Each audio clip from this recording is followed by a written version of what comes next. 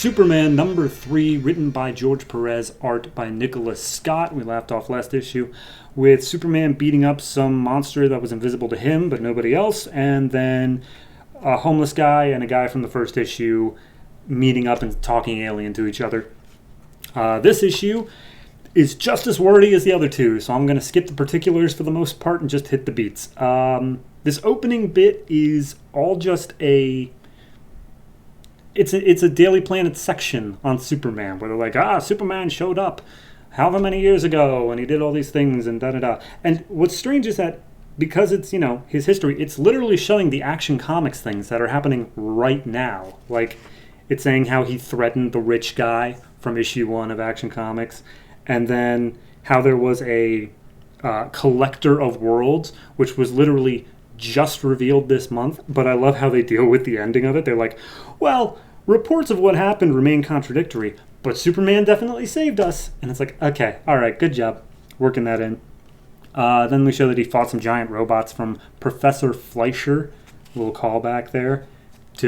Just Google it. Anyway, and then some guys flying on jetpacks, and then Titano, a giant ape. But then they start getting into the more modern stuff. They're like, well, this fire monster thing, Superman couldn't save everybody. People died in that fire. And that invisible monster thing, same deal. Superman couldn't save everyone. People keep dying, and it seems like they're coming after Superman. So is his presence really helping us at all? Tune in next time to Superman, Messiah, or Menace. It's this guy, now that the Daily Planet has been bought out by that larger company, he's basically trying to get through like a smear piece, like just one of those, like, is he really as good as he seems to be? But everyone in charge from the Daily Planet's like, yeah, we're not gonna run that. We're pretty pro Superman around here. One way or another, they start talking about how they need to talk to Clark, but Clark's been dodging all their calls. We actually see at the opening of the issue, just a brief little one-panel thing of Superman flying into a graveyard. He changes into Clark Kent outfit, and he goes to his mother and father's grave. So he's visiting them. Perry ends up calling Clark. He's still in the graveyard, and he's like, oh, Clark, geez, I didn't expect to actually get you. So I thought you would be with Heather on that report that you wanted to do so badly. And Clark's like, oh, yeah, Heather. Okay, I gotta go. And he hangs up on Perry, and Perry's like, God, why'd I have to say something? So Lois then is like, all right, well, we'll get Clark eventually, whenever he's ready to talk to us. I'm going to go take care of the newsroom because now I'm a TV producer. And she walks in, and it's just a slow news day. Nothing's going on. They say particularly how great the weather is right now. We cut over to this girl, Heather, along with Jimmy and Miko, I believe her name is. And they're just putting on just a little fluff story about this reconstruction project for low-income housing or something like that. The Clark apparently is what pushed for it. But Heather's like, why am I even out here? Clark's not even going to be here. And he called and made up something about being stuck in traffic after 3 hours late. But then we see that it isn't all great weather. And there's a polar, cyclone forming right in the middle of Metropolis. And it's exactly where Heather and Jimmy and Miko are. And of course, there's already a helicopter nearby, and they get footage of it. And it's this actual, tornado of ice, and Superman's stuck inside of it. And as the wind from the cyclone touches things, they completely just turn to ice. Down to the molecular level, they are just ice. Much like the first issue where things turn to fire. So Superman's like, all right, I know the deal now.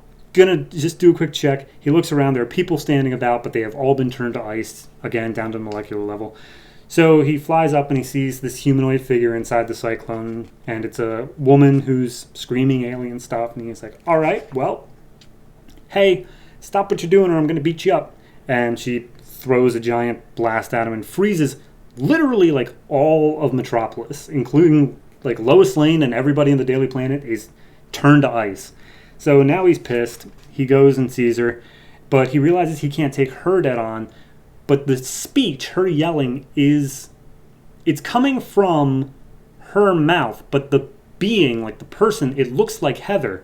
So he looks down at the bottom of the cyclone and he sees that Heather is actually like mouthing the words. So she's clearly the base of whatever this is.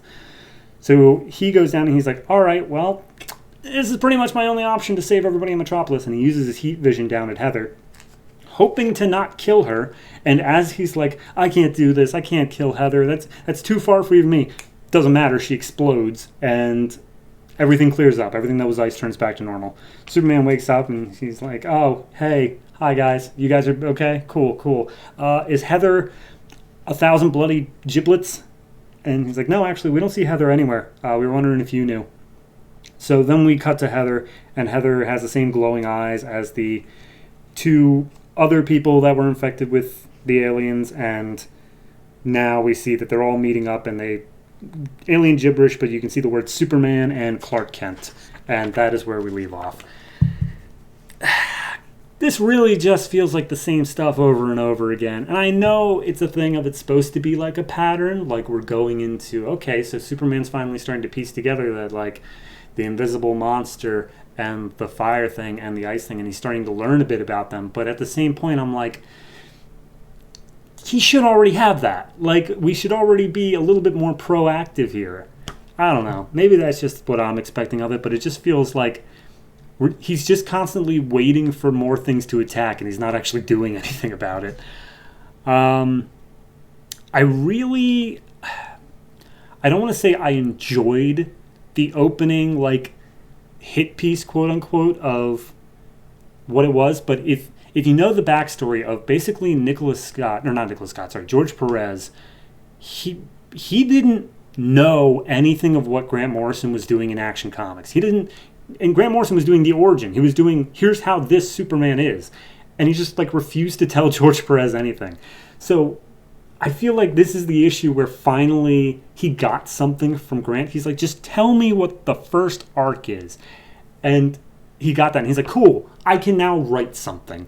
So I feel like this is the first point where he's able to actually make some forward progress. But it's frustrating because it doesn't feel like it's moving anywhere.